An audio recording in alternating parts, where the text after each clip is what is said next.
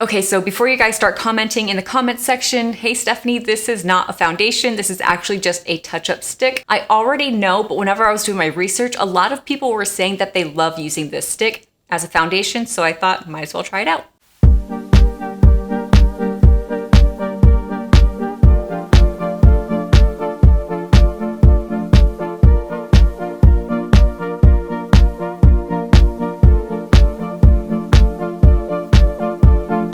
Hi everyone, thank you so much for checking out this video. If you're new here, my name is Stephanie and I cover oily skin, hooded eyes, and beauty. So welcome back to my foundation stick wars. Today is episode 4, and if you're watching this in the future, I will link all the videos down below for you. I will be testing out 6 drugstore foundation sticks for your oily skin, and for each of them, I am testing them out with primer and without primer. So let's get into foundation number 4, and that's going to be the Revlon PhotoReady Insta-Fix. Okay, so this claims to be a versatile stick with light to medium coverage that can be used all over as a spot concealer or for touch-ups on the go. I tested this product out for 2 days, and day 1 is my first impression with primer, so let's roll the tape. Okay guys, so I just prepped my face with my favorite primer, and now it's time to get into the foundation. So I matched myself online like I normally do. I got the shade 120 Vanilla. I'm hoping this is gonna be a good match. It just looks a little bit, I don't know, yellow. We'll see. Smell test.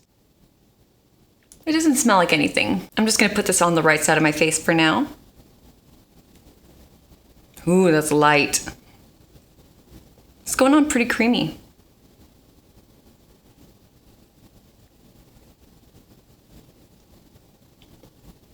I'm just gonna blend this out with my brush.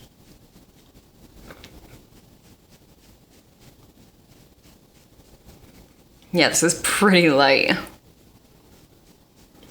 It's not that bad though. I think we can make this work.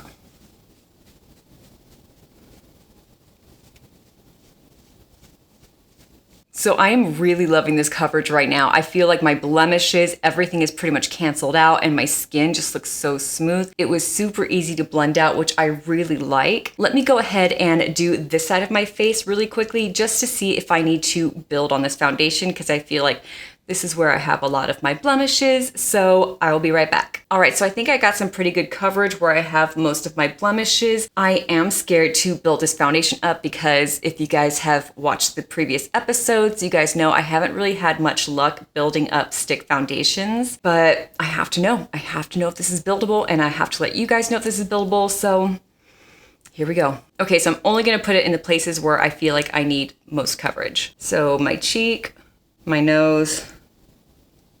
Okay, now I'm just going to stamp the foundation into the skin.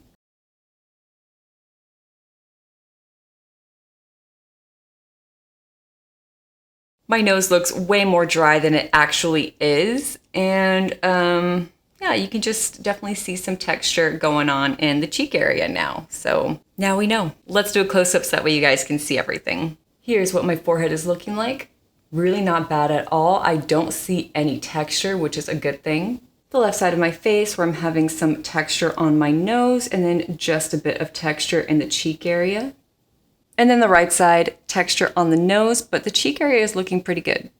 Okie dokie, so I was not able to fix the texture and dryness on my nose, but I was able to fix the texture on the cheek area, so that is a win. Let's go ahead and take a look at my makeup. So I already have creasing in between my lip and my chin, and I have not had this foundation on for long at all. I already have creasing in between my eyebrows. Other than that, I feel like the rest of it looks okay. Let me just show you guys up close, that way you guys can analyze everything, and I will turn down the lights, that way you guys have a better view of everything. So here's what my forehead is looking like. It's not bad, but it's not great. Here's the left side. Again, not too bad, but not too great. And then the exact same thing on the right side. 10 hours later, let's take a look at my face. Okay, so I do have oil pretty much everywhere, and I do have some creasing in between my eyebrows, in my smile lines, and in between my lip and my chin. I do have some foundation missing around my nostrils, and I was really trying to not blow my nose today, so I was really trying to pay attention, so I'm not exactly sure why that's missing, but it is. It's not as bad as I thought it was gonna be. I mean, I know that in the beginning, my makeup didn't really look great, didn't really look bad. I didn't expect it to get any better, but honestly, it doesn't really look as bad as I thought it was gonna be. Let's go ahead and do a close-up. So here's what my forehead is looking like. very oily. In between my eyebrows, a lot of creasing. The left side of my face, extremely oily. Foundation is gone, and I do have some creasing. The exact same thing on the right side, very oily and creasy. Today's day 2. Let's try this again. I have zero primer on my face, and today I'm going to try to use a damp sponge. So far, my cheek is looking so good. Okay, so I feel like I just jinxed myself. My forehead is looking textured. Everywhere else is looking great. Let me go ahead and just finish this side. Okay, so I have the exact same thing on the left side, texture on the forehead, but everywhere else is looking pretty good. So let's go ahead and do a close-up so you guys can see. Here is the texture on the forehead. And the left side of my face, very light coverage. And then the right side, same thing, no texture, no dryness, just a light coverage. Now that I'm done with the rest of my makeup, let's go and take a look at my face.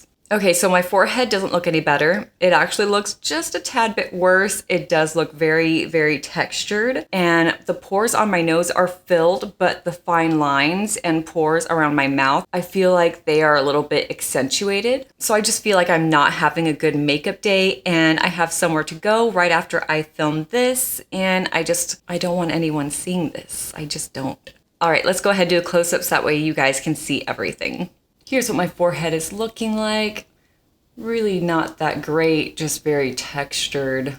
And the left side of my face, my skin just doesn't really look even or smooth. It just, I don't know. Same thing on the right side.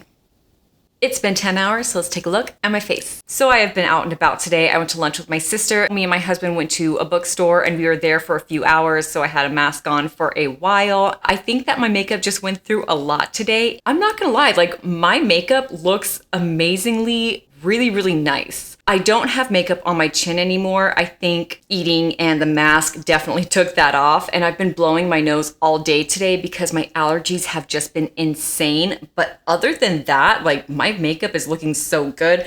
The texture on my forehead is no longer there, I think because my oils came through. I do have creasing in between my eyebrows. I do have just a bit of oil in my T-zone, but really that's it. And I think that the rest of my makeup is actually looking pretty nice. And it's really weird because I did not like my makeup in the beginning, but I think now that my oils have come through, it's looking pretty good. So let's do a close-up so you guys can see. Here's what my forehead is looking like. Nice and oily, but you can't really see the texture that was there this morning. In between my eyebrows, that creasing is kind of crazy.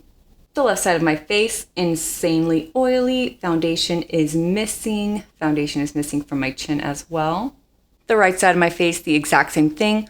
Oily, foundation missing on my chin.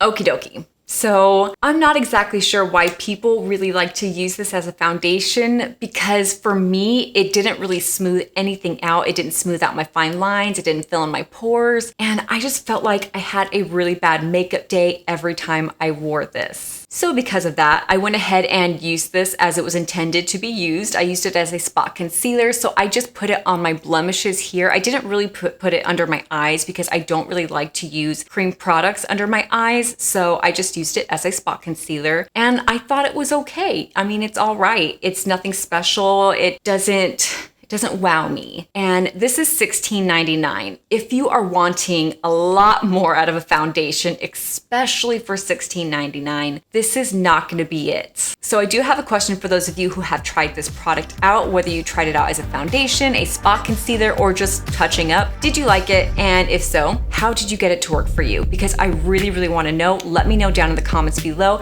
And if you like this video, please hit that thumbs up. And if you like the product, hit that thumbs up. And anyway, subscribe for more content, and thank you guys so much.